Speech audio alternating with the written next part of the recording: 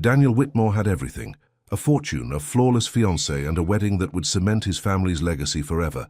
But when a woman from his past walked through those cathedral doors with a 5-year-old boy who had his eyes, his perfect world shattered in seconds. She wasn't there for revenge or money. She was there with a truth he never knew existed, a letter he never received, and a son whose existence had been hidden by the one person he trusted most. What Daniel didn't know was that choosing between his gilded cage and the family he never knew he had would cost him everything he thought mattered and give him everything he'd been missing.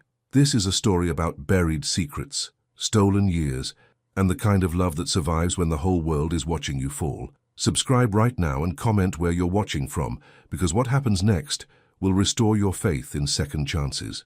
The morning sun spilled through the tall windows of the Whitmore mansion like liquid gold. Daniel stood in front of the mirror, adjusting his bow tie for the third time. His fingers fumbled with the silk. Strange. He'd given presentations to boards of directors without breaking a sweat, but today his hands wouldn't stay steady. "You look perfect, darling." Rachel appeared in the doorway, her dress a cloud of ivory silk. Her smile was practiced, camera-ready. "The photographer wants us outside in 10 minutes. Daniel nodded but didn't turn around. In the reflection he could see the room behind him, the mahogany furniture his grandmother had chosen, the portrait of his father in a gilded frame, the life he'd been raised to live. Everything was exactly as it should be. So why did his chest feel tight? "Daniel," Rachel's voice held an edge now. "Did you hear me?" "Yeah, 10 minutes." He forced a smile and finally faced her. "You look beautiful." She touched his cheek briefly, careful not to smudge her makeup. "Today changes everything. Your father is so proud. All of Charleston will be watching." She paused at the door. "Don't be late." After she left, Daniel sat on the edge of the bed. His phone buzzed with congratulations messages. Marcus, his best friend and business partner, had sent a string of jokes about ball and chain. His father had forwarded the guest list one more time, circling the names that mattered most for business. But underneath it all there was something else, a memory that wouldn't quite surface, a feeling like he'd forgotten something important. He shook his head. Wedding nerves. That's all. Across town, in a small apartment with walls that needed paint, Naomi Harris knelt in front of her son. Eli squirmed as she tried to fix his bow tie, a miniature version of the one Daniel was probably wearing right now. "Mama, why do I gotta wear this?" Eli's dark eyes were bright with curiosity. He had her warm brown skin and full smile, but his eyes, those were different. They were the color of storm clouds, just like his father's. "Because we're going somewhere important." Naomi's voice was gentle but firm. She smoothed down his hair, though the curls sprang back immediately. Stubborn, just like hers. "Is it a party?" "Sort of." She didn't know how to explain this to a 5-year-old. "How did you tell your child you were about to turn his father's world upside down?" Aunt Lila appeared in the doorway, leaning on her cane. Her silver hair was pulled back in a neat bun, and her eyes, sharp as ever, studied Naomi's face. "You sure about this, baby girl?" Naomi stood up, her hands shaking slightly as she picked up the envelope from the kitchen counter. The letter inside was 6 years old, worn at the edges from being folded and unfolded too many times. She'd written it the day she found out she was pregnant, addressed it to Daniel and mailed it to his office. He'd never responded. For years, she'd told herself he'd made his choice. Rich men didn't want complications. They didn't want ordinary girls from ordinary neighborhoods who got pregnant after a summer that felt like magic but ended like a dream. Then, last month, she'd seen the wedding announcement in the paper, Daniel Whitmore and Rachel Marks. The photo showed them at some charity gala, looking like they belonged on a magazine cover, and suddenly she'd understood. He hadn't rejected their son. He'd never known about him. "I should have done this years ago," Naomi said quietly. "Eli deserves to know his father, and Daniel deserves to know he has a son, even if it ruins his wedding day." Naomi met her aunt's eyes. "Especially then. Before he makes promises to someone else, he needs to know the truth." Aunt Lila nodded slowly. "Then you better get going. And baby, hold your head high. You've got nothing to be ashamed of." The cab ride to the cathedral felt like driving toward the edge of a cliff. Eli pressed his nose against the window, watching the buildings get bigger and fancier. They crossed into the historic district where the old families lived, the ones with streets named after their ancestors. "Mama, look!" Eli pointed at a mansion with columns. "It's like a castle." "Mm-hmm." Naomi's throat felt tight. This was Daniel's world. She'd known it 6 years ago when they met at the beach, but she'd been young and stupid enough to think love mattered more than money. The cab stopped in front of the cathedral. It wasn't the biggest church in Charleston, but it was the oldest and most prestigious. Gold banners hung from the entrance announcing the wedding in script, so fancy Naomi could barely read it. She paid the driver with bills she'd counted twice that morning. This trip had cost her a week's worth of tips from the diner where she waited tables. "Come on, baby." She took Eli's hand. Her heart pounded so hard she could hear it in her ears. People in expensive clothes streamed toward the entrance. The women wore hats with feathers, and the men had flowers pinned to their jackets. Nobody looked at Naomi directly, but she felt their glances slide past her, quick assessments that placed her somewhere she didn't belong. A woman in a headset blocked the entrance. "Are you with catering?" "No, Naomi's voice came out too soft. She cleared her throat. "I need to see Daniel Whitmore." The woman's smile was professional but cold. "The groom isn't seeing anyone before the ceremony. If you have a delivery, you can leave it with—" "It's not a delivery." Naomi pulled the envelope from her purse. "It's personal. I'm sorry, but— Mama, I'm thirsty." Eli tugged her hand. The woman's eyes dropped to Eli and something flickered across her face. Surprise, maybe, or recognition of something she couldn't quite name. "Please," Naomi said, "just tell him Naomi Harris is here. He'll remember me." The woman hesitated, then spoke into her headset. After a moment, she shook her head. "I'm sorry, the ceremony is about to start. You'll have to—" But Naomi was already moving. She wasn't going to get this close and turn back. She took Eli's hand and walked toward a side entrance she'd noticed, one being used by the catering staff. Ma'am, you can't—" The door closed behind them, cutting off the woman's protests. Inside, the cathedral was cool and dim. The ceiling soared overhead, painted with angels and clouds. Rows of wooden pews stretched toward the altar, where flowers bloomed in massive arrangements. Roses and lilies and things Naomi didn't have names for. Music swelled from somewhere. The ceremony was starting. "Wow," Eli whispered. His eyes were huge. "It's pretty." Naomi found a spot along the back wall where they could see but not be seen. Her legs felt weak. Maybe this was a mistake. Maybe she should just leave the letter with someone and go home. Then she saw him. Daniel stood at the altar in a black tuxedo, his blonde hair perfectly combed. Even from this distance, she could see how handsome he was. Tall and broad-shouldered, with the kind of face that looked good in magazine photos. But it wasn't his looks that made her breath catch. It was the way he stood, stiff, uncomfortable, like he was playing a role in someone else's story. The wedding march began. Rachel appeared at the back of the cathedral, her dress trailing behind her like snow. Everyone stood. Cameras flashed. Naomi felt Eli tug her hand free. "Eli, no!" But he was already walking forward. Drawn by the music or the lights or simple 5-year-old curiosity, he slipped between the pews, his little bow tie bobbing as he moved toward the center aisle. Naomi's heart stopped. Several people noticed the boy now. Whispers rippled through the crowd like wind through grass. A woman gasped. A man leaned forward, squinting, because Eli, standing in a shaft of colored light from the stained glass windows, looked exactly like the groom at the altar. The same eyes, the same shape of his face, the same way he tilted his head when he was curious. Daniel saw him. Their eyes met, gray to gray, and the color drained from Daniel's face. His mouth opened, but no sound came out.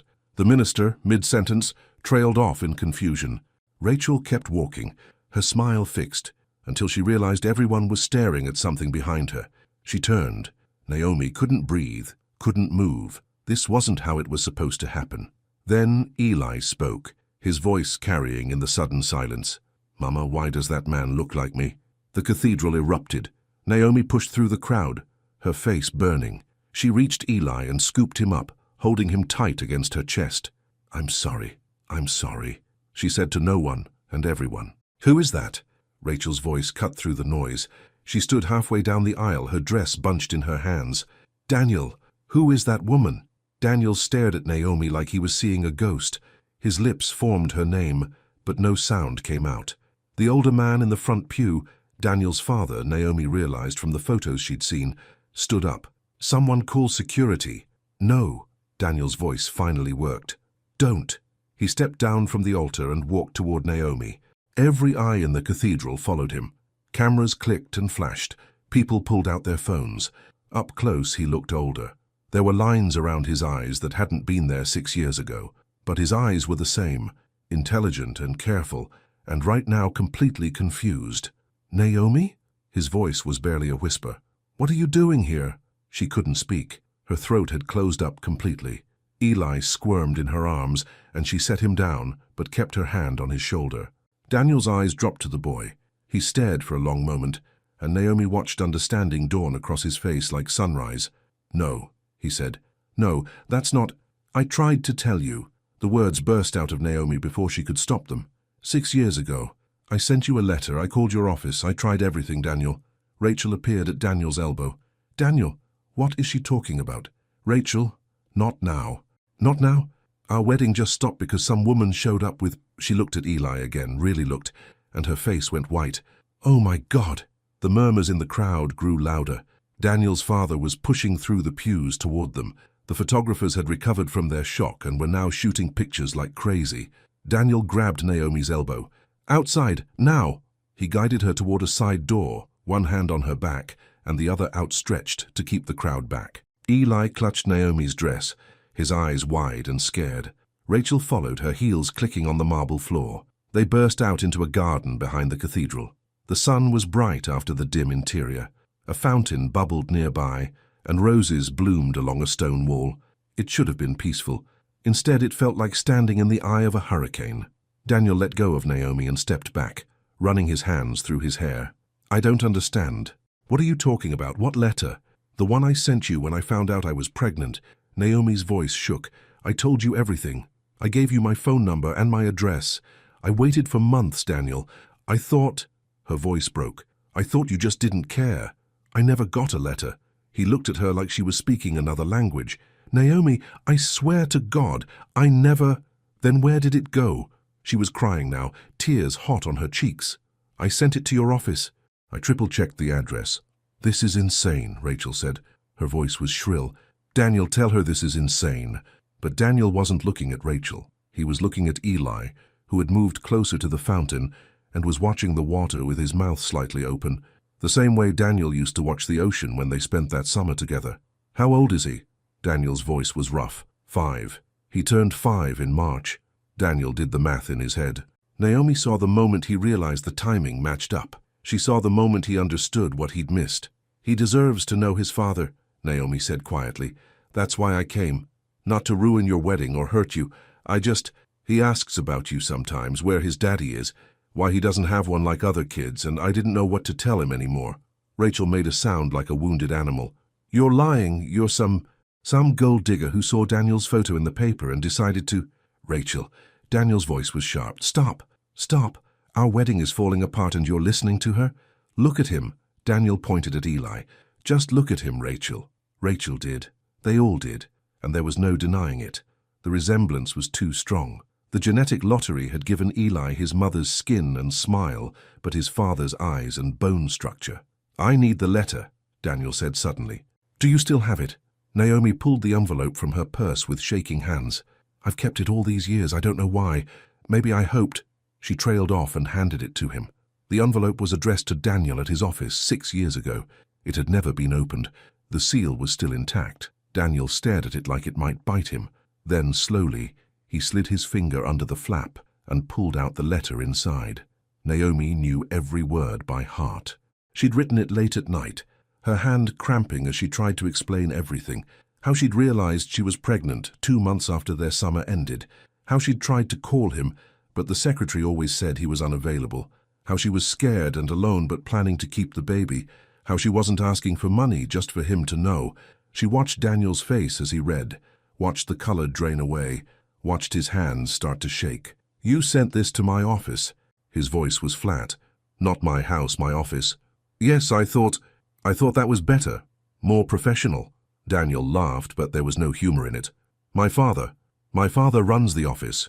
He screens all my mail." He looked up at her, and his eyes were full of something terrible, realization mixed with rage. "He never gave me this. He knew, and he never told me." "Daniel, we need to think about this rationally," Rachel started. "Rationally?" Daniel rounded on her. "I have a son, a 5-year-old son I've never met because my father decided I shouldn't know. You don't know that for sure. She could be—" "Stop calling her a liar." Daniel's voice echoed off the stone walls. Several guests who had followed them outside froze where they were. "Everything lines up, Rachel.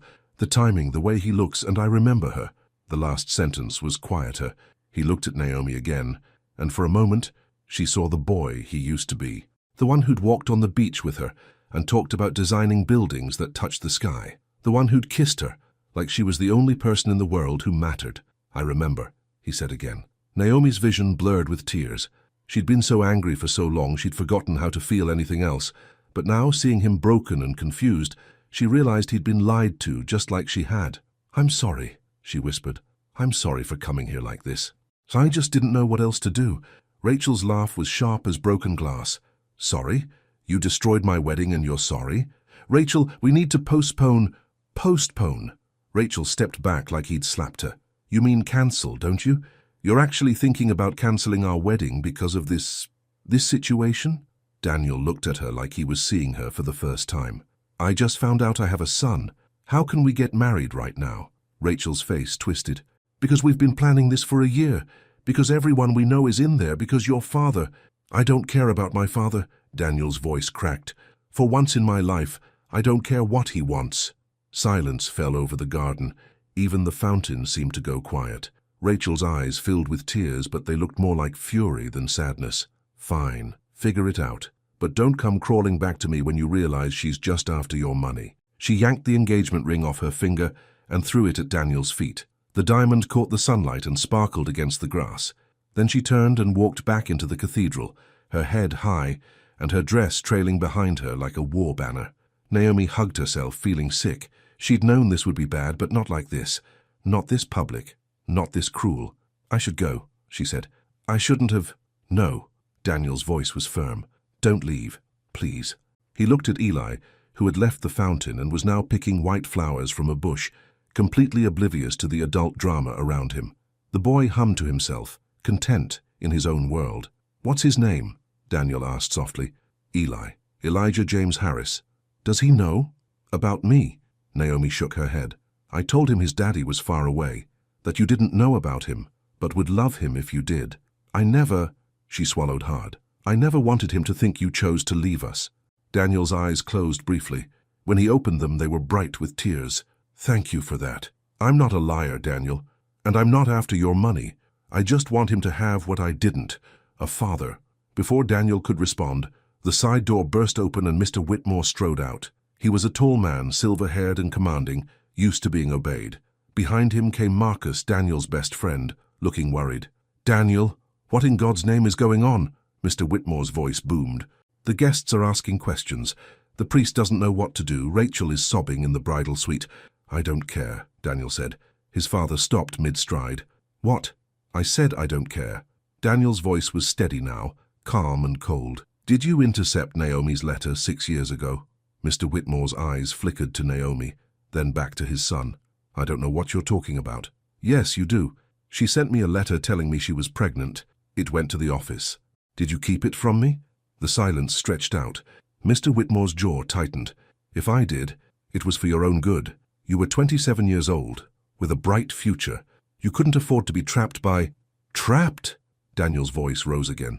"That's my son. You kept my son from me. I protected you from making a massive mistake." "No." Daniel stepped forward until he was inches from his father's face. "You made the mistake. You played God with my life and hers." He gestured at Naomi. "And now I've missed 5 years I'll never get back." Marcus cleared his throat. "Dan, maybe we should talk about this somewhere more private." "Why? So we can hide it? Pretend it didn't happen?" Daniel laughed bitterly. "I'm done pretending, Marcus." He turned to Naomi. "Where are you staying?" The Bradford Inn, on East Bay Street. "I'll come by tonight, please. I need to talk to you. Really talk. And I want to—" He glanced at Eli. "I want to know him. If you'll let me." Naomi's defenses started to crack. She'd expected anger, denial, maybe even accusations. But not this. Not humility. Not genuine remorse. "Okay," she whispered. Daniel nodded. Then he turned and walked back into the cathedral, leaving his father standing in the garden, face red with fury. Naomi gathered Eli up, flowers and all. Her legs felt like water, but she made them work. One step, then another, toward the garden gate that led to the street. Marcus caught up with her before she reached it. "Hey, I'm Marcus, Daniel's friend. I know who you are." She'd seen photos of them together, business partners and best friends since college. "For what it's worth, I believe you." Marcus's voice was kind. "And I'm sorry for whatever you've been through." Naomi didn't trust herself to speak. She just nodded and kept walking. Behind her, she heard Mr. Whitmore's voice, sharp with command. "This isn't over, Daniel." Not by a long shot. But Daniel's response was too quiet to hear. Naomi stepped through the gate onto the sidewalk. The normal world was still there. Cars passing, people walking, the sun shining like nothing had changed. But everything had changed. She hailed a cab and climbed in with Eli. As they pulled away from the cathedral, she looked back one last time. The gold banners still hung from the entrance, announcing a wedding that would never happen. "Mama?" Eli looked up at her, flowers clutched in his small fist. "Can we get ice cream?" Despite everything, Naomi laughed. It came out shaky and half like a sob, but it was real. "Yeah, baby, we can get ice cream." The cab driver glanced in the rearview mirror but didn't ask questions. He just drove, carrying them away from the wreckage of the day toward whatever came next. The Bradford Inn sat on a quiet street, lined with palmetto trees. It wasn't fancy, just a small family-run place with clean rooms and decent rates. Naomi had chosen it because it was cheap and because she could walk to the cathedral from there. Now she sat on the edge of the bed, watching Eli sleep. He'd crashed after dinner, exhausted from the day's excitement. He still clutched one of the white flowers from the cathedral garden, now wilted and brown around the edges. She should sleep too. Her body ached with exhaustion. But every time she closed her eyes, she saw Daniel's face. The shock, the pain, the way he'd looked at Eli like seeing a miracle and a tragedy at the same time. A soft knock on the door made her jump. She knew who it was before she opened it. Daniel stood in the hallway, still wearing his tuxedo pants and white shirt, though he'd lost the jacket and bow tie. His hair stuck up in places like he'd been running his hands through it. His eyes were red-rimmed. "Hi," he said quietly. "Hi." They stared at each other for a moment. 6 years ago, they'd been different people. Younger, more hopeful. She'd been 23 and working 2 jobs to save for community college. He'd been 27 and taking a break from his architecture firm, spending a summer at his mother's beach house to recover from her death. They'd met at sunrise, both walking alone on the empty beach. He'd asked if she wanted coffee. She'd said yes. 3 months later, summer ended. He went back to Charleston and his real life. She went back to hers. They'd promised to stay in touch, but the promises faded like footprints in sand. By the time she realized she was pregnant, Daniel's phone number didn't work anymore, and his office wouldn't put her through. She'd thought he'd moved on, that she'd been just a summer fling for a rich boy slumming it at the beach. Now she knew the truth was more complicated. "Can I come in?" Daniel asked. "I don't want to wake him." Naomi stepped back and let him enter. The room was small, just a bed, a chair, and a tiny bathroom. Daniel looked too big for the space, too out of place in his expensive clothes. He moved to the bed and looked down at Eli. His hand lifted, trembling slightly, then stopped inches from the boy's curly hair. "Can I?" he whispered. Naomi nodded. Daniel's fingers barely brushed Eli's head, gentle as a breath. His face crumpled, and he turned away quickly, pressing his palm against his eyes. "I'm sorry," he said, voice thick. I can't believe I missed so much, his whole life, every first, every moment." Naomi sat in the single chair and folded her hands in her lap. "I'm sorry too, for today, for ruining your wedding." "You didn't ruin anything." Daniel moved to the window, looking out at the dark street. "You saved me from making the biggest mistake of my life." "You love her?" He was quiet for a long time. "I thought I did. Or maybe I just loved the idea of her. Rachel fit the life I was supposed to want. She made my father happy. She looked right on paper." He turned to face Naomi. "But I don't think I ever felt for her what I felt for you that summer." Naomi's breath caught. "Daniel, I'm not saying that to pressure you. I know too much time has passed. Too much has happened." He ran his hand through his hair again. "I just need you to know that Summer mattered to me. You mattered. And if I'd known about him," he glanced at Eli, "everything would have been different. Your father kept the letter." "Yes." Daniel's jaw tightened. "We had it out tonight. A real fight. He admitted he intercepted it. Said he was protecting me from a situation that would have derailed my future." He laughed bitterly, like having a son is something to be protected from. "He thought I was after your money. He thinks everyone is after something. That's how his mind works." Daniel sat on the edge of the bed, careful not to disturb Eli. "I told him I'm cutting him out of my business. Marcus is buying him out." "Daniel, no, you don't have to." Yes, I do. He lied to me. He kept my son from me for 5 years. There's no coming back from that. His voice was firm, no hesitation. I'm done letting him run my life. Naomi studied his face. He meant it. This wasn't anger talking. It was clarity. Something had broken open in him today, and he was stepping through the crack. What happens now? She asked quietly. Daniel looked at her. I'd like to get to know him, slowly, whatever way you're comfortable with. He paused. And I'd like to get to know you again, too. See who you've become. I'm a waitress at a diner. I live in a 2-bedroom apartment that needs a new roof. I barely make rent most months. She said it flatly, without apology. I'm not the girl you met at the beach anymore. I'm not that guy either. Daniel gestured at himself. I build buildings for people who have too much money. I go to parties I hate and smile for cameras. I was about to marry someone because she checked all the right boxes. He shook his head. At least you're living honestly. Honestly broke, Naomi said, but there was a small smile on her face. Can I ask you something? Daniel's voice was hesitant. Why didn't you try again? After the letter, after the calls. Naomi looked at her hands. I did, for about 6 months. Then I saw a photo of you in a magazine, some charity event. You had your arm around a woman in a red dress. You both looked so happy, so perfect together. She shrugged. I figured you'd gotten the letter and decided you didn't want complications, so I stopped trying. That was Emma. She was dating Marcus, not me. I know that now. Naomi's voice was soft, but back then I was 23 and pregnant and terrified. I saw what I expected to see.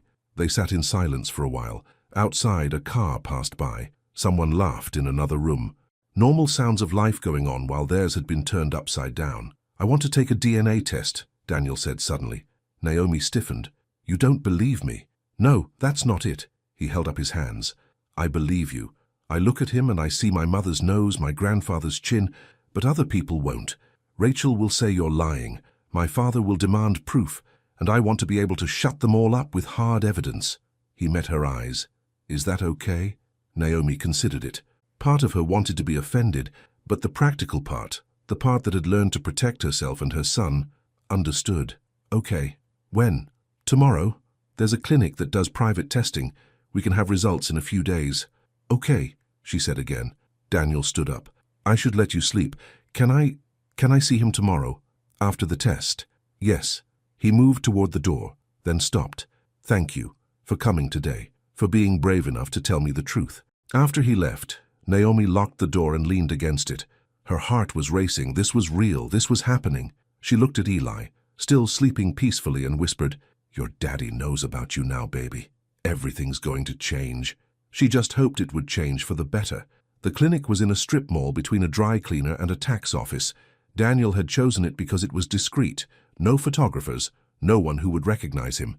He'd worn jeans and a baseball cap, looking more normal than Naomi had ever seen him. Eli held her hand tightly, nervous about the unfamiliar place. Mama, why are we here? Just a quick appointment, baby. Nothing scary. Daniel knelt down to Eli's level. It was the first time he'd really faced his son while the boy was awake. Up close, the resemblance was even stronger. Hi, Eli. I'm Daniel. Eli studied him with serious eyes. You're the man from the pretty church. Yeah, that was me. Daniel smiled, and Naomi saw Eli's expression soften slightly. You like ice cream? Yeah, good. After we're done here, maybe we can get some, if your mom says it's okay. Eli looked up at Naomi hopefully. She nodded, her throat tight. Watching them together felt strange and right at the same time. The test itself was simple, just a cheek swab for both of them. The technician was professional, asking no questions even though she clearly recognized Daniel. Small towns had long memories, and everybody knew the Whitmore name. As they left the clinic, Daniel bought Eli ice cream from a truck parked nearby. They sat on a bench while Eli attacked a chocolate cone that was nearly as big as his head. You got some on your nose, Daniel said, laughing. Eli went cross-eyed, trying to see it, which made them both laugh harder. Naomi watched from a few feet away, her heart doing something complicated in her chest. Daniel caught her eye. Join us? She sat down, accepting the vanilla cone he'd bought for her. For a few minutes, they were just 3 people eating ice cream on a sunny day. No past, no complications, just this moment. Then Eli asked the question that changed everything. Are you my daddy? Daniel froze, cone halfway to his mouth. He looked at Naomi, panic in his eyes. She gave a small nod. It was his question to answer. Yeah, buddy, I am. Daniel's voice was gentle but steady. I just found out and I'm really happy about it. Where were you before? I didn't know about you, but now I do, and I'm not going anywhere, okay? Eli thought about this, licking his cone. Okay. Can you throw a baseball? The abrupt change of topic made Daniel laugh. I can you? Mama tries, but she throws funny. Hey, Naomi protested, but she was smiling. Maybe I can teach you, Daniel said. If that's okay with your mom. Eli looked at her with ice cream on his chin. Can he, Mama? Naomi felt the weight of the decision. If she said yes, she was opening a door she might not be able to close. But looking at Eli's hopeful face and Daniel's careful expression, she knew the door was already open. Yeah, baby, he can. They spent the rest of the day together. Daniel drove them to a park by the water where Eli could run around while they talked. He asked 1,000 questions. What did Eli like to eat? What were his favorite toys? Was he in school yet? Did he have friends? Naomi answered everything, watching Daniel absorb it all, like he was studying for the most important test of his life. He's smart, she said. Really smart. He asks questions about everything.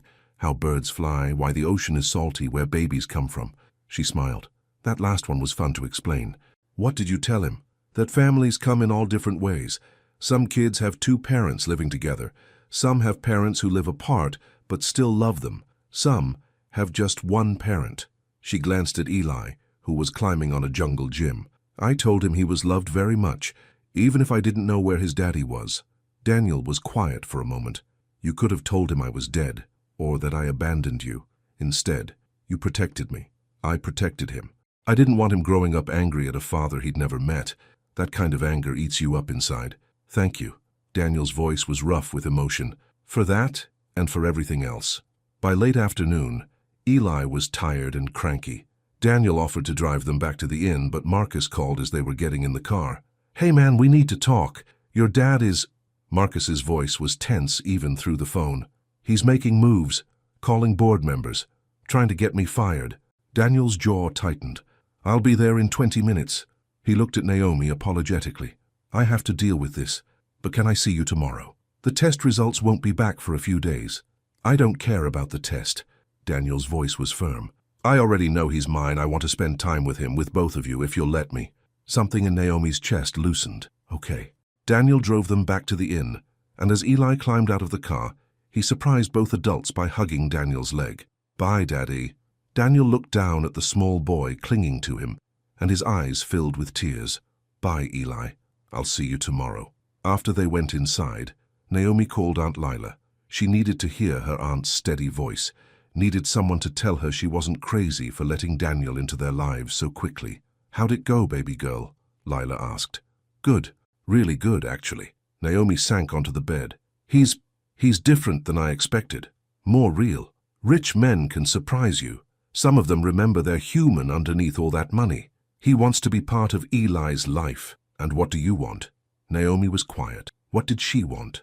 6 years ago, she'd wanted Daniel to love her, to choose her over his fancy life. Now she was older and had learned that wanting things didn't make them real. I want Eli to have a father, she said finally. Even if Daniel and I even if we're just co-parents, Eli deserves that. And what about you deserving to be happy? I am happy. I have Eli. That's not what I asked. Naomi didn't have an answer for that. The next morning, Daniel called early. I have an idea. Can I take you both somewhere? Where? It's a surprise, trust me. Naomi shouldn't have. They barely knew each other anymore. But something in his voice made her say yes. An hour later, they pulled up to a beach house. It sat right on the sand, painted white with blue shutters and a wraparound porch. The ocean stretched out in front of it, endless and blue. This was my mother's house, Daniel said quietly. She left it to me. It's where I spent that summer we met. Naomi remembered. She'd never been inside. He'd always met her on the beach or in town, but she'd seen it from a distance, lights glowing in the windows at night.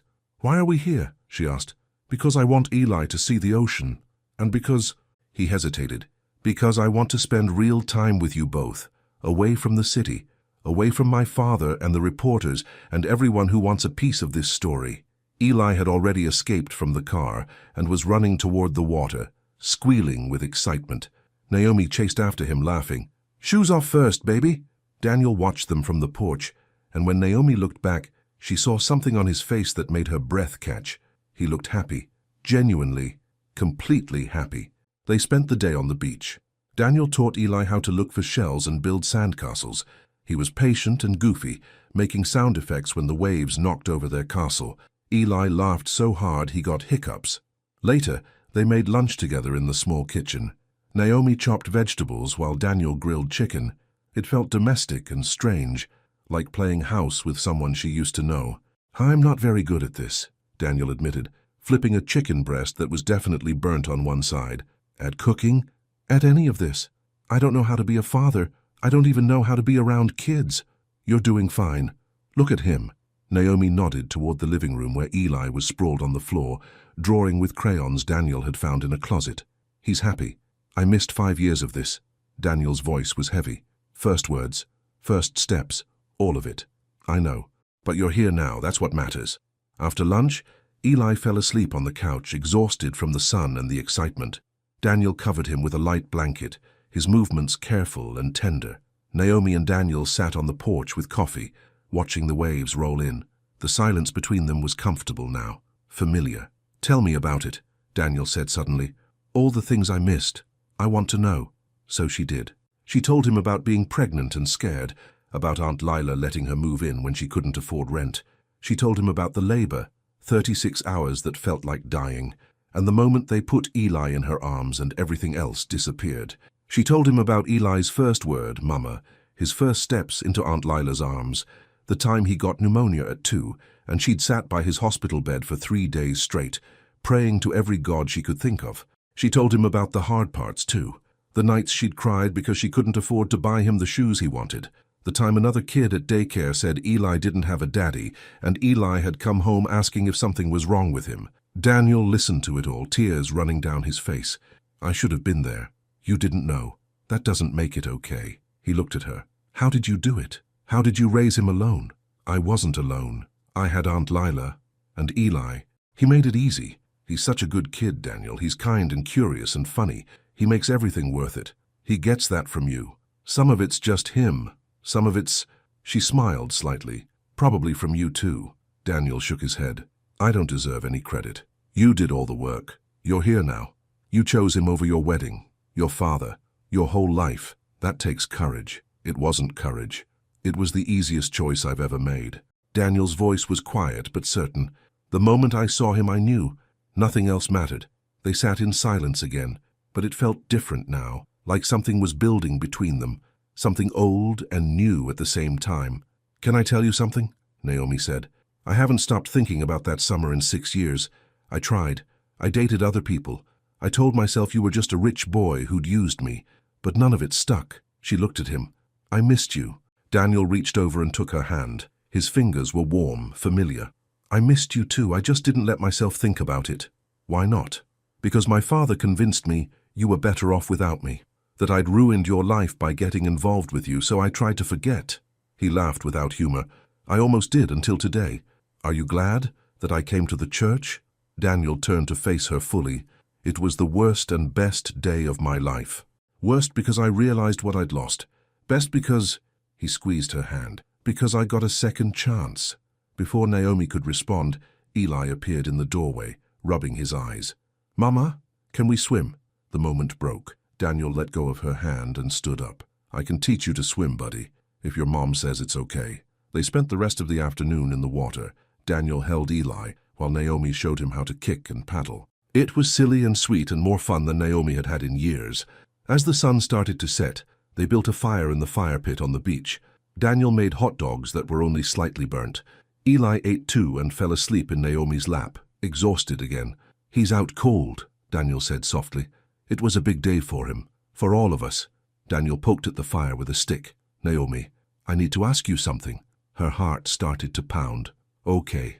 When the test results come back, and I know they're going to confirm what we already know, I want to be part of his life, really part of it, not just weekends. I want to—" He struggled for words. "I want to help. Financially, yes, but also just being there, teaching him things, taking him places. All of it. Okay. Just like that? You're his father, Daniel. I came to the church to give you that chance. I'm not going to take it away now." Daniel's eyes shone in the firelight. "Thank you, but I have conditions." "Name them." "Don't make promises you can't keep. Don't confuse him by being here one day and gone the next. And, she took a breath, don't hurt him the way your father hurt you. Be honest, even when it's hard. I promise. Daniel's voice was steady. All of it. I promise. Naomi wanted to believe him, but she'd believed before and been wrong. Still, watching him look at Eli with such tenderness, she thought maybe, just maybe, this time would be different. They drove back to the inn as stars appeared in the sky. Eli stayed asleep the whole way, and Daniel carried him inside while Naomi unlocked the door. He laid the boy gently on the bed. At the door, Daniel hesitated. Tomorrow, Naomi agreed. He smiled, really smiled, and it transformed his whole face. She remembered that smile. She'd fallen for it 6 years ago on a beach at sunrise. She was in trouble. After he left, Naomi got ready for bed and lay down next to Eli. She'd thought coming to the church would give her closure, a chance to tell Daniel the truth and move on. Instead, it felt like opening a door she'd sealed shut, and she didn't know if she was brave enough to walk through it. But as she fell asleep, she thought about Daniel's promise, about the way he'd looked at Eli, about his hand in hers on the porch. Maybe brave wasn't something you were. Maybe it was something you did, one choice at a time. Morning light painted the beach house walls in shades of gold and pink. Naomi woke to the sound of Eli laughing, really laughing, the kind that came from deep in his belly. She padded out of the guest bedroom and found Daniel in the kitchen, teaching Eli how to flip pancakes. Like this, see? Daniel guided Eli's small hand holding the spatula. Wait until you see bubbles on top, then flip it fast. Eli flipped it. The pancake landed half on the pan, half on the stove. They both dissolved into laughter. We'll get it, Daniel said, not seeming to care about the mess. Try again. Naomi leaned against the doorframe, watching. 3 days had passed since that first day at the beach house. 3 days of Daniel showing up every morning with coffee and staying until Eli fell asleep at night. 3 days of building something that felt fragile and precious and terrifying. Morning, Mama. Eli spotted her. I'm making pancakes. I see that. You're doing great, baby. Daniel looked up and smiled. He'd stopped wearing the expensive clothes. Today it was just jeans and an old t-shirt that had probably been in the beach house since his mother was alive. He looked younger this way, more like the boy she'd met 6 years ago. Coffee? He offered. Please. They moved around the kitchen together, an easy dance they were learning. Daniel poured her coffee while she set the table. Eli finally managed to flip a pancake without breaking it and cheered like he'd won a prize. After breakfast, they walked on the beach. Eli ran ahead, chasing seagulls that scattered into the sky. Daniel walked beside Naomi, their hands almost touching, but not quite. The test results come today, he said quietly. I know. Nervous? No. Are you? No. He paused. But I think my father is. He called 6 times yesterday. I haven't answered. You can't avoid him forever. I can try. Daniel bent down to pick up a shell, turning it over in his palm. I'm serious about cutting ties with him. Marcus is working out the business details. Daniel, you don't have to blow up your whole life because of us. He stopped walking and turned to face her. You're not listening. You and Eli, you are my life now. Everything else is just noise. The intensity in his voice made Naomi's breath catch. You barely know us. I know enough. I know Eli likes peanut butter but not jelly. I know he's scared of thunderstorms but pretends he's not. I know he counts on his fingers when he's thinking hard. Daniel stepped closer. And I know you still hum when you're cooking. You still get this little line between your eyebrows when you're worried. You still laugh at dumb jokes even though you pretend they're not funny. You remember that? I remember everything about that summer. I just tried to forget. His voice was soft. I'm done forgetting. Naomi didn't know what to say. Her heart was doing complicated things in her chest. 6 years of walls she'd built were starting to crack. Eli ran back to them, holding a broken sand dollar. Look what I found. The moment passed, but it left something humming in the air between them. That afternoon, the courier arrived with the test results. Daniel's hands shook as he opened the envelope. Naomi stood beside him on the porch, close enough to see the paper. Probability of paternity, 99.99%. Daniel read it 3 times. Then he set the paper down carefully and walked to the beach. Naomi followed, giving him space but staying close. He stood at the water's edge, hands in his pockets, staring at the horizon. When she reached him, she saw tears on his face. He's mine, Daniel said, voice breaking. I mean, I knew, but seeing it like that, it's real. Yeah, it's real. I missed 5 years, Naomi. 5 years I can never get back. He turned to her. He took his first steps without me, said his first words, had his first day of school. All of it happened and I wasn't there. I know. She reached out and took his hand. But you're here now. That's what matters. Is it enough? Ask me in 20 years. That made him laugh through his tears. He squeezed her hand. Thank you for giving me this chance, for being brave enough to walk into that church. I did it for Eli. I know, but I'm grateful anyway. They stood there for a long time, hands linked, watching the waves. Naomi felt something shift inside her. She'd been holding on to anger for so long, using it as a shield, but anger was exhausting. And Daniel, this version of him, was making it hard to remember why she was supposed to keep her guard up. That evening they cooked dinner together while Eli colored at the kitchen table. Daniel told stories about his mother, who'd loved this house more than the mansion in Charleston. Naomi told him about Aunt Leela, who'd basically raised her after her own mother left when she was 12. So we both know what it's like to be abandoned, Daniel said. Yeah, but we turned out okay. Did we? Daniel smiled, but it didn't quite reach his eyes. I was about to marry someone I didn't love to make my father happy. You're working 2 jobs to make ends meet. I'm not sure that's okay. I'm happy, Naomi said firmly. I have Eli. I have Aunt Lila. I have enough. What about what you want? Not what you need to survive. What do you actually want? No one had asked her that in years. She thought about it, stirring the pasta sauce. I want Eli to go to a good school. I want to stop worrying about rent every month. I want... She paused. I want to finish my degree. I was 2 semesters from graduating when I got pregnant. I had to drop out. What were you studying? Education. I wanted to be a teacher. Daniel was quiet for a moment. You'd be amazing at that. It's too late now. Why? Because I'm 29 with a kid and 2 jobs. When would I have time for school? If money wasn't an issue, if you had help with Eli, would you go back? Naomi turned to look at him. What are you saying? I'm saying I want to help. Really help. Not just write checks, though I'll do that too, but actually be present.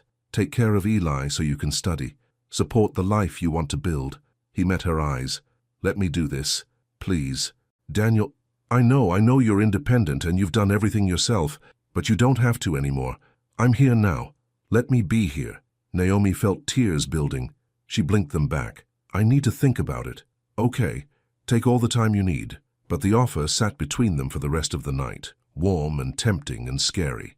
The next morning, Aunt Lila called. How's it going down there, baby girl? Good, really good. Naomi sat on the porch steps while Daniel and Eli played in the surf. He's great with Eli, Aunt Lila, and he's trying so hard. And with you. Naomi was quiet. That's what I thought, Lila said. Be careful, Naomi. Rich men are used to getting what they want. Make sure you're not just convenient. He's not like that. Maybe not.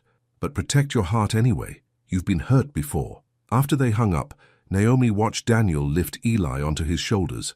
The boy squealed with delight. Arms spread wide like he was flying. Daniel spun in circles, laughing. Naomi pulled out her phone and took a picture. Then another. And another. These moments needed to be captured. Whatever happened next, Eli would have proof that his father loved him. Her phone buzzed with a text from an unknown number. You think you've won, but this isn't over. Naomi's blood went cold. She knew who it was, even without a name. Rachel. Before she could respond, another text came through. This one had a photo attached, a picture of Naomi and Daniel on the porch yesterday, holding hands. The angle suggested it had been taken from the road with a telephoto lens. The whole world will know what kind of person you really are. Naomi's hands started to shake. She looked up at Daniel and Eli, still playing in the water. They had no idea a storm was coming. That afternoon, Daniel took Eli to get ice cream in town while Naomi stayed back to make dinner. She was chopping vegetables when her phone rang. Is this Naomi Harris? A woman's voice, professional and cold. Yes? This is Jennifer Wade from the Charleston Post. I'm calling about your relationship with Daniel Whitmore. Naomi's stomach dropped. I have no comment. We're running a story tomorrow about how you crashed his wedding. We'd like to give you a chance to respond to allegations that you're a gold digger who's using her son to extract money from a wealthy family. That's not true. I don't want his money. So you're saying you didn't deliberately show up at his wedding to humiliate him and his fiancée? I showed up to tell him the truth. He had a right to know about his son. A son he supposedly never knew about. Convenient that you waited until he was about to marry someone else. Naomi's hands were shaking so hard she nearly dropped the phone. I tried to tell him 6 years ago. His father kept the letter. That's a serious accusation. Do you have proof? The envelope was never opened. Daniel has it. How much money has Mr. Whitmore given you since you revealed the child's existence? Nothing. I haven't asked for anything. But you're staying at his beach house. How did she know that? Naomi looked out the window, suddenly paranoid. I need to go. Just one more question. Naomi hung up. Her whole body was shaking. This was happening. The thing she'd been afraid of since the moment she walked into that church. She called Daniel. He answered on the first ring.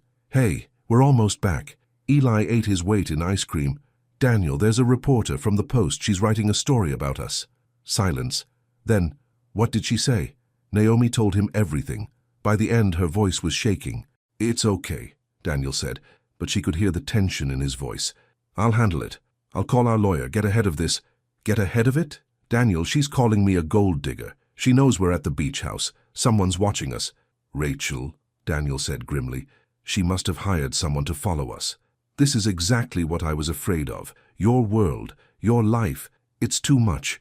We don't belong in it. Naomi, don't say that. We'll figure this out.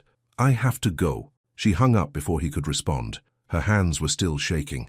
She looked around the beautiful beach house, the expensive furniture, the ocean view, the life that had felt so perfect for 3 days. It was all an illusion. She didn't belong here. She never had. When Daniel and Eli returned, Naomi had already started packing. Eli ran in with chocolate on his face, but his smile faded when he saw the suitcase. Mama, why are you packing? We need to go home, baby. But I like it here. His eyes filled with tears. I want to stay with Daddy. Daniel appeared in the doorway. Naomi, we need to talk. Not in front of Eli. Eli, buddy, can you go watch TV for a few minutes? Daniel's voice was gentle but firm. Eli looked between them, confused and scared, but he went. As soon as he was gone, Daniel closed the door. Don't run. I'm not running. I'm being realistic. That reporter is going to destroy me in the paper. She's going to make me look like I'm using Eli to get to your money. And you know what? Maybe she's right. Maybe I am. You're not. How do you know? Maybe some part of me saw that wedding announcement and thought, here's my chance. Here's how I finally get some help with bills. Some stability for my son. Stop it. Daniel grabbed her shoulders gently. You're panicking. I get it. But this isn't who you are. You don't know who I am. You knew me for 3 months, 6 years ago. That's it. Then let me know you now. Let me help you through this. Naomi pulled away. That's the problem. I don't want to need help. I don't want to be the poor girl who needs rescuing by the rich guy. I've been taking care of myself and Eli just fine. I know you have, but you don't have to anymore. Yes, I do. Because what happens when you get tired of playing house? When you realize being a father is hard and boring and nothing like these perfect 3 days? What happens when you go back to your real life and we're just an inconvenience? That's not going to happen. You don't know that. They stared at each other, both breathing hard. Eli's cartoon played in the other room, cheerful music at odds with the tension. What do you want me to do? Daniel asked quietly. What would prove to you that I'm serious? I don't know. Naomi's voice broke. I don't know if anything can, because at the end of the day, you're Daniel Whitmore. You're rich and successful, and you belong in a world I'll never understand. And I'm just a waitress from East Bay Street who got lucky one summer. Don't say that. You're not... A knock on the door interrupted him. They both froze. Daniel opened it. A woman stood there with a camera. Not a professional one, just a phone held up at eye level. Behind her was a man with a video camera on his shoulder. Mr. Whitmore, is it true you have a secret love child? The woman asked, shoving her phone forward. Can you confirm Naomi Harris is living with you? Get off my property. Daniel's voice was cold. Is Rachel Marks heartbroken? Will you be paying child support? I said get off my property before I call the police. But the damage was done. They'd gotten footage of the beach house, of Daniel looking angry, of Naomi visible behind him in the doorway. Daniel slammed the door and immediately pulled out his phone. Marcus, I need security at the beach house. Now, I don't care. Pull them from the office. 20 minutes is too long. 10, thanks. He turned to Naomi. She was crying silently, arms wrapped around herself. This is what I mean, she whispered. This is what your life looks like. Reporters, cameras, people trying to tear us down. She looked at him. I can't do this, Daniel. I can't put Eli through this. It'll blow over. When? After they've printed lies about me in the paper?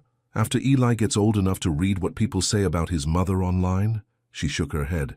I made a mistake. I shouldn't have come to that church. I should have just stayed in my lane. Naomi, I need to think. I need space. She grabbed her suitcase. Come on, Eli, we're going. Eli appeared, face streaked with tears. I don't want to go. I know, baby, but we have to. But Daddy will visit. I promise. But we need to go home now. Daniel looked like she'd punched him. Don't do this. Please. We can fight this together.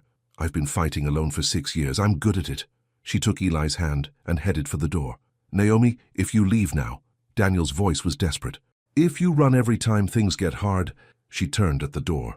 You know what's funny? 6 years ago, when things got hard, you did the same thing. Your father told you to forget about me, and you did. So don't lecture me about running. It was a low blow, and she knew it. But she was hurt and scared and falling back on old defenses. Daniel's face went pale. That's not fair. Maybe not. But it's true. She left before he could respond, hustling Eli to her car while the reporters shouted questions from the road. Security arrived just as she was pulling out. In her rearview mirror, she saw Daniel standing on the porch, looking destroyed. She almost turned around. Almost. But Aunt Lila's warning rang in her ears. Protect your heart. So she kept driving. The apartment felt smaller after 3 days at the beach house, darker, more cramped. Eli cried himself to sleep, asking for his daddy. Naomi sat on the couch and stared at the wall, too numb to even cry. Her phone buzzed constantly, Daniel calling, texting, leaving voicemails she couldn't bring herself to listen to. Finally, she turned it off. Aunt Lila came over the next morning. She took one look at Naomi and started making coffee. That bad? Worse. Naomi's voice was flat. There were reporters. Rachel hired someone to follow us. The Post is running a story calling me a gold digger. And Daniel tried to fix it. Tried to protect us, but he can't. His whole world is toxic, Aunt Lila. I can't raise Eli in that. Lila set a mug in front of her. So you ran. I left before things got worse. Same thing. Lila sat down. Baby girl, I told you to protect your heart. But running isn't protecting, it's hiding. What was I supposed to do? Stay, fight, show that reporter and that ex-fiancé and his whole damn world that you're not ashamed. Lila's voice was firm. You did nothing wrong. You showed up to tell a man he has a son. That's not a crime, that's not manipulation, that's truth. The papers won't see it that way. Who cares what the papers say? You know the truth. Daniel knows the truth. That's all that matters. What about Eli? What about when he's old enough to Google his parents and sees all these lies? Then you'll tell him the truth and he'll believe you. Because you're his mother and you've never lied to him. Lila reached across and took Naomi's hand. Oh, you're scared, I get it. That man could break your heart again, but you know what? He could also be the real deal, and you'll never know if you keep running. Naomi wanted to believe her, but 6 years of disappointment had taught her that hoping was dangerous. Her phone buzzed on the counter. She'd turned it back on to call Aunt Lila. She picked it up and saw a notification. The Charleston Post had published their story. The headline made her stomach turn. Wedding crasher, gold digger uses child to trap millionaire below. It was a photo of her at the church, looking panicked and out of place. They'd found the worst possible angle. She read the first paragraph and felt sick.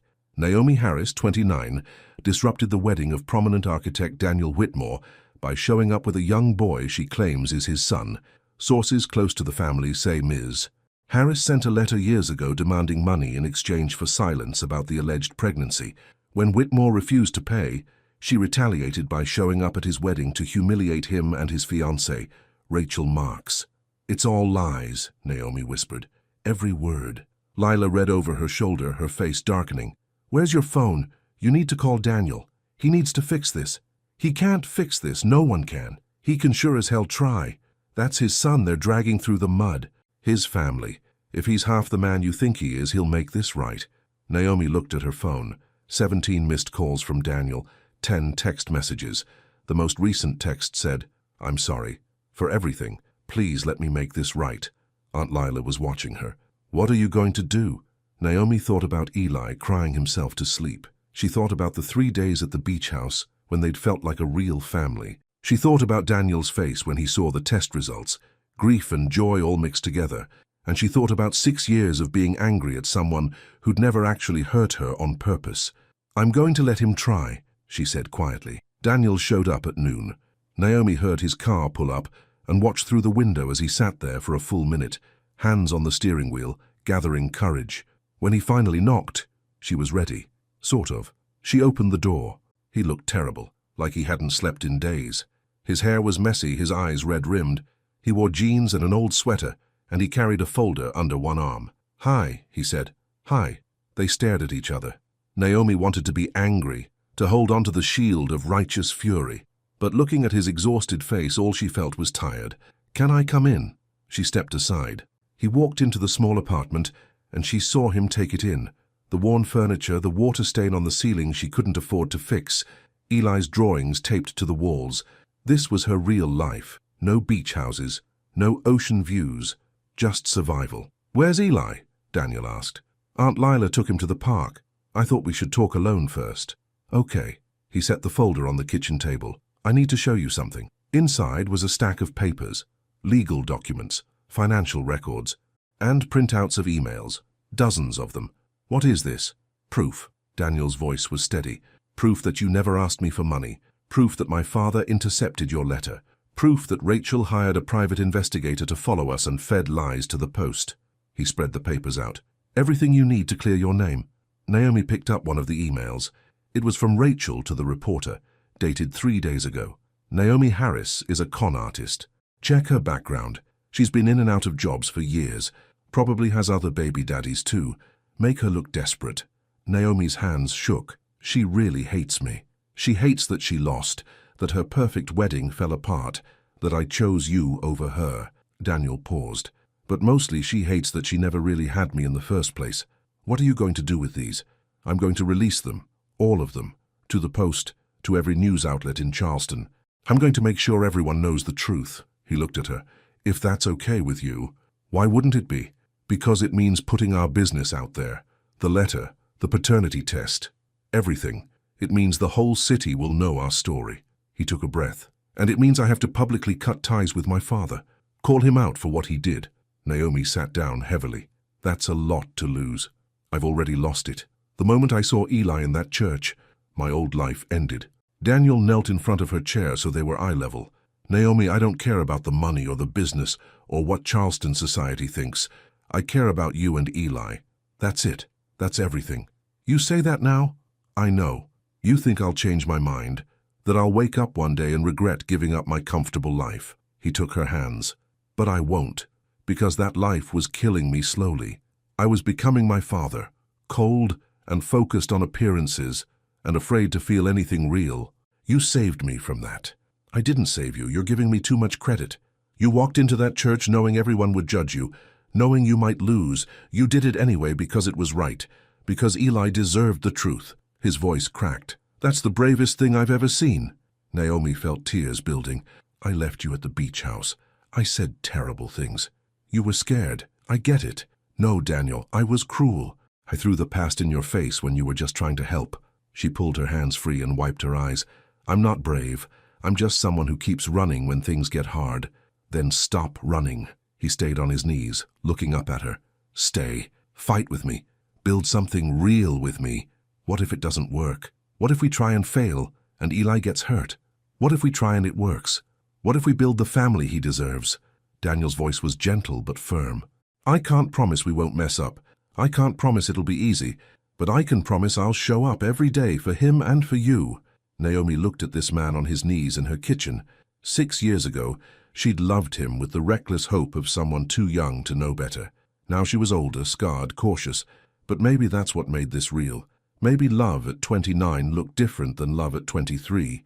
Maybe it was quieter, steadier, built on truth instead of fantasy. "Okay," she whispered. "Okay?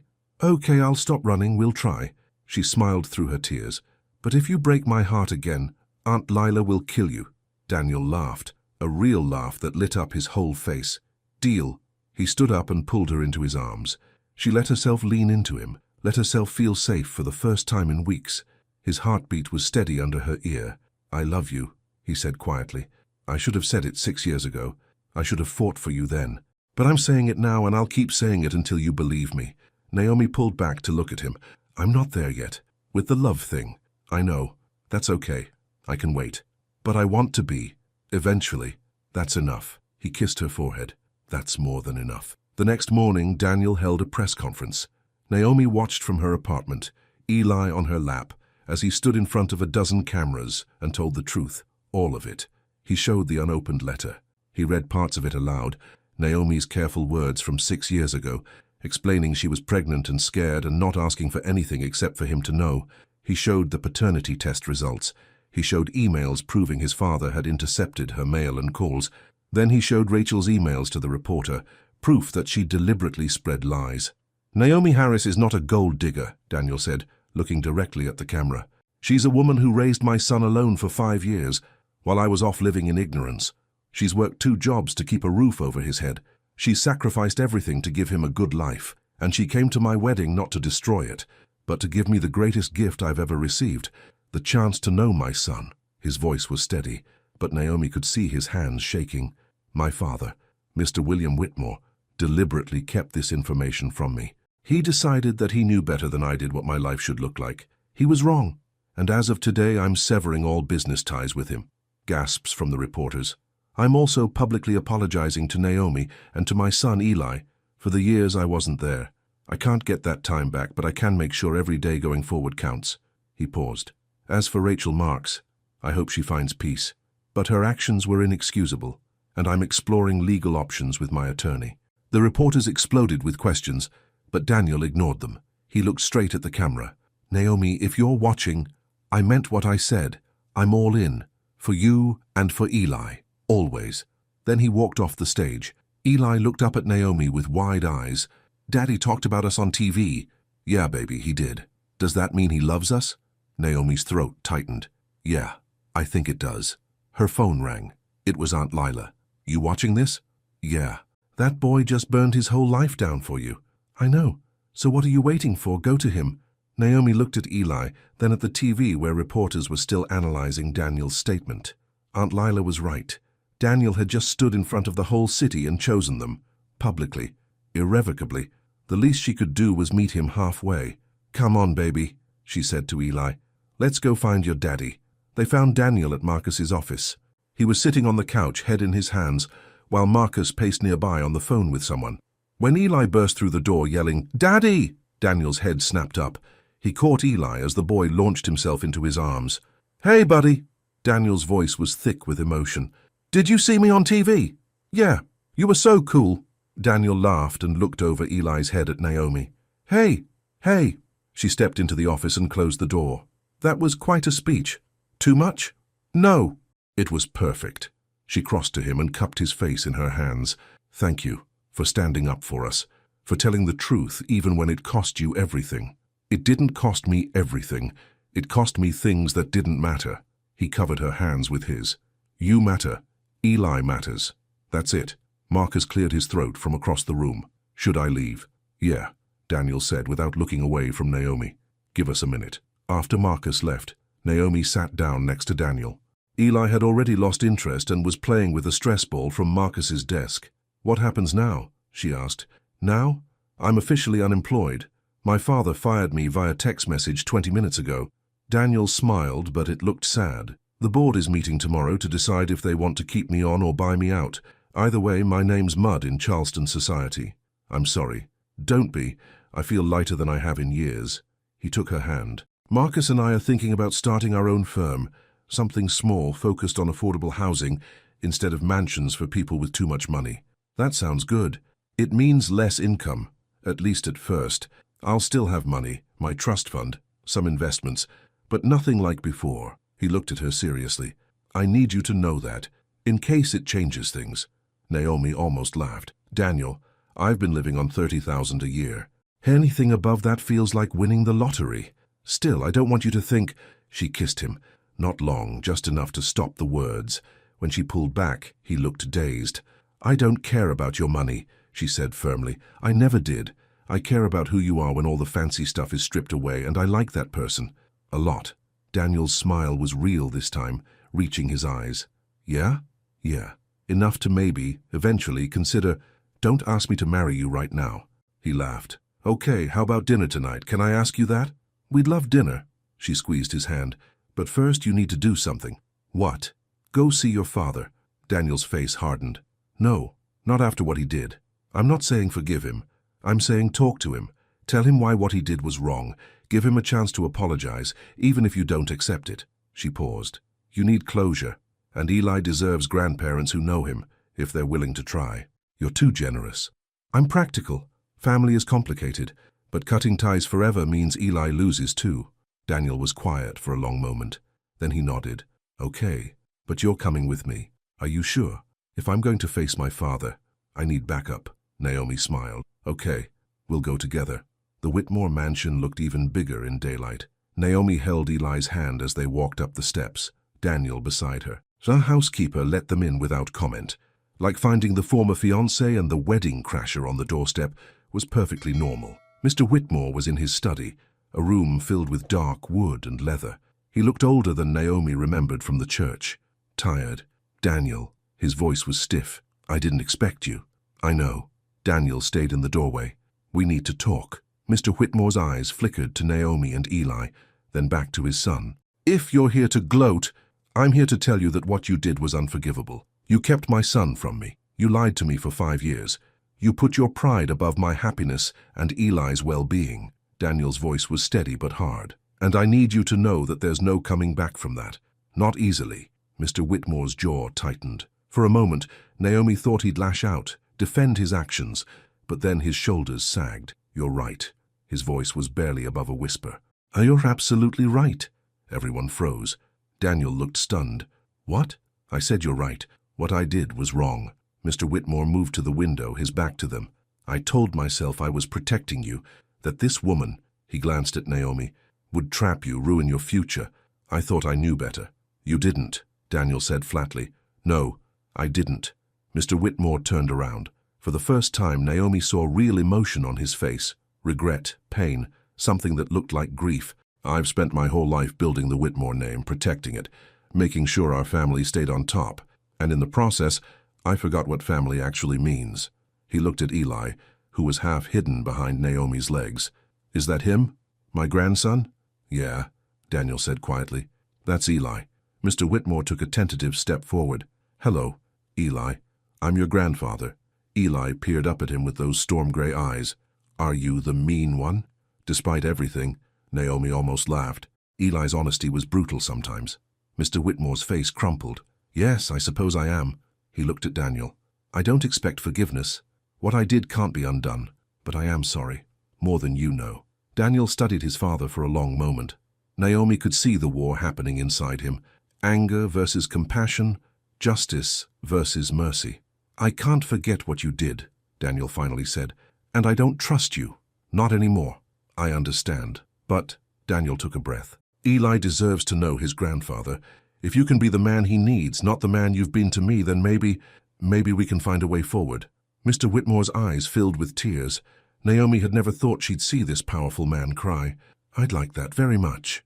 It won't be easy, you'll have to earn it. I know. They stood in tense silence. Then Eli, with the fearlessness of a 5-year-old, walked up to Mr. Whitmore. Do you have toys here? Mr. Whitmore blinked. I don't know. Maybe in the attic. Your father's old things. Can I see? Eli, we're not staying. Naomi started. It's all right, Mr. Whitmore said quickly. I'd like to show him. If that's okay with you, Miss Harris. Naomi looked at Daniel, who nodded. Okay, but just for a little while. Mr. Whitmore led Eli out of the study, talking quietly to the boy. Through the door, Naomi heard Eli's excited chatter and the old man's softer responses. Daniel sank into a chair. I can't believe I just did that. You did the right thing. Did I? He doesn't deserve another chance. Maybe not, but Eli deserves a grandfather who tries. Naomi sat beside him. And maybe your father needs to be needed again, to have a purpose beyond building empires. Daniel looked at her. How are you so wise? I'm not. I just know what it's like to lose family. My mum left when I was 12, just walked out one day and never came back. I spent years being angry about it. She paused. But the anger didn't bring her back, it just made me bitter, so I let it go. Not for her, for me. Is she? I don't know. Haven't heard from her in years. Naomi shrugged. But I have Aunt Lila. And now Eli has you. Sometimes family is what you build, not what you're born with. Daniel pulled her close and kissed the top of her head. What did I do to deserve you? You showed up when it mattered. Over the next few weeks, life found a new rhythm. Daniel moved out of his mansion and into a smaller house closer to Naomi's apartment. He said it felt more like a home. He saw Eli every day, picking him up from daycare, teaching him to ride a bike, reading bedtime stories. He and Marcus officially started their new architecture firm, focusing on affordable housing projects. The money was less, but Daniel seemed happier than Naomi had ever seen him. Mr. Whitmore kept his distance at first, but slowly, carefully, he started building a relationship with Eli. He took the boy to the zoo, to ball games, to ice cream shops. He was awkward and formal, but Eli didn't seem to mind. Kids were forgiving that way. Rachel's lies were exposed publicly. Several outlets apologized to Naomi and ran corrections. Rachel herself disappeared from Charleston society, reportedly moving to Atlanta to start fresh. And Naomi, slowly, carefully let herself fall in love again. It wasn't like the first time, it was deeper, more real, built on late-night conversations and shared parenting duties, and the million small moments that make a life. Daniel washing dishes while she dried.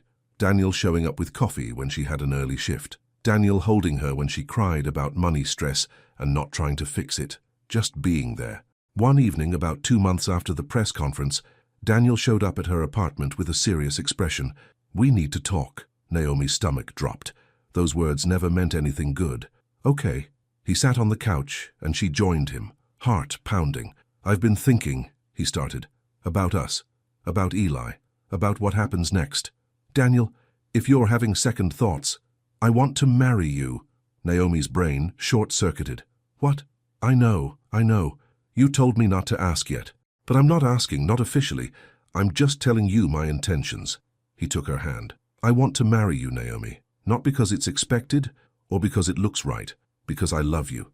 Because I want to wake up next to you every morning. Because I want Eli to see what real love looks like." "Daniel, I'm not asking for an answer now. I'm just saying, when you're ready, whenever that is, I'll be here, waiting, hoping." He smiled. "Is that okay?" Naomi felt tears on her cheeks. "Yeah, that's okay." He kissed her then, soft and sweet, and for the first time in 6 years, Naomi let herself believe in happy endings. 3 months later, on a Saturday morning, Aunt Lila knocked on Naomi's door. "Come on, baby girl. We're going somewhere." "Where?" "You'll see. Wear something nice." Naomi was suspicious, but she dressed carefully and did Eli's hair. Aunt Lila drove them to the beach, not the fancy one where Daniel's mother's house was, but the public beach where Naomi and Daniel had first met. Daniel was waiting there, wearing a simple blue shirt and khakis. Marcus stood beside him, grinning. A minister Naomi didn't recognize waited nearby. "What's going on?" Naomi asked. Daniel walked up to her and took her hands. "I know we haven't talked about this officially, but I was thinking, why wait? We already know this is right. We already know we're building a life together, so why not make it official? You want to get married now? Only if you do. No pressure, no expectations, just you and me and the people we love, making a promise." He smiled. "What do you say?" Naomi looked at Aunt Lila, who was crying happy tears. She looked at Eli, who was jumping up and down with excitement. She looked at Marcus, who gave her a thumbs up. Then she looked at Daniel, really looked at him. This man who'd fought for them, who'd given up everything to be part of their lives, who showed up every day without fail. "Yes," she said. "Let's do it." Daniel's face lit up. He pulled a small box from his pocket, not a fancy diamond, just a simple gold band. "I know it's not much. It's perfect." He slid it onto her finger. It fit like it was made for her. The ceremony was short and sweet. Eli stood between them, holding both their hands. When the minister said, "You may kiss your bride," Daniel kissed Naomi while Eli made gagging noises that made everyone laugh. Afterward, they had a picnic on the beach. Sandwiches and fruit and a cake Aunt Lila had somehow managed to sneak in without Naomi noticing. Mr. Whitmore showed up near the end, hanging back awkwardly until Eli ran to him yelling, "Grandpa, Mama and Daddy got married." The old man's face softened. "I can see that. Congratulations." He handed Daniel an envelope. "Your mother would have wanted you to have this." Inside was a key to the beach house. "She left it to you in her will, but I've been holding on to it. Thought you might want to raise your family there." Mr. Whitmore's voice was gruff. "If you'll have me as part of that family, I'd like to try. Really try this time." Daniel looked at Naomi, who nodded. Then he pulled his father into a hug. Stiff and awkward at first, but real. As the sun set, Naomi sat on the sand with Daniel beside her and Eli asleep in her lap. The ocean whispered against the shore, the same way it had 6 years ago when she and Daniel first met. "You happy?" Daniel asked quietly. Naomi thought about the apartment she'd left that morning, small and cramped, but theirs. She thought about the diner where she still worked, though Daniel kept offering to support her so she could go back to school. She thought about Aunt Lila, strong and loving. She thought about Mr. Whitmore learning to be gentle. She thought about Marcus, who'd become a friend, and she thought about this man beside her, flawed and human, and trying his best every day. "Yeah," she said, "I'm happy." "Me too." Eli stirred in her lap. "Mama, are we going home soon?" "Soon, baby? To the beach house?" Daniel and Naomi exchanged a look. They hadn't talked about it yet, but the question hung between them, full of possibility. "Would you like that?" Daniel asked Eli. "Living at the beach?" "Yeah, I could see the ocean every day." "Then that's what we'll do." Daniel stood and lifted Eli onto his shoulders. "Come on, buddy, let's go home." As they walked back to the cars, Aunt Lila fell into step beside Naomi. "You did good, baby girl." "You think so?" "I know so. You took a risk. You opened your heart, even though you were scared. And look what happened." Naomi looked at Daniel and Eli ahead of them, walking together in the fading light. Her family. Real and imperfect, and hers. "Yeah," she said softly. "Look what happened." 6 months later, the beach house was full of life. Eli's toys scattered across the floor. Naomi's school books on the table. She'd gone back to college, taking online classes while working part-time. Daniel's sketches pinned to the wall, plans for affordable housing developments that would help families like Naomi's used to be. Mr. Whitmore visited every Sunday for dinner. He wasn't perfect. He still said the wrong thing sometimes, still struggled with letting go of control, but he tried. And slowly, carefully, Daniel was learning to trust him again. One evening, after Eli was asleep, Naomi and Daniel sat on the porch watching the stars. "I was thinking," Daniel said, "maybe we should have another wedding, a bigger one, so all our friends can celebrate with us." "This again?" Naomi laughed. "We're already married." "I know, but I want everyone to see how amazing you are. I want to stand in front of a room full of people and tell them I'm the luckiest man alive." "You're ridiculous." "Maybe, but you love me anyway." Naomi looked at him. This man who'd started as a summer romance became a painful memory and was now her husband. Life had a funny way of working out. "Yeah," she said, leaning her head on his shoulder, "I really do." The ocean whispered its eternal song. Above them, stars wheeled through the darkness. And inside, their son slept peacefully, knowing he was loved by both his parents. It wasn't a perfect life. There were still struggles. Money could be tight. Family dynamics were complicated. The past still left scars, but it was real. It was honest. It was built on truth and forgiveness and the brave choice to try again. And sometimes that was better than perfect. Sometimes that was everything. The end.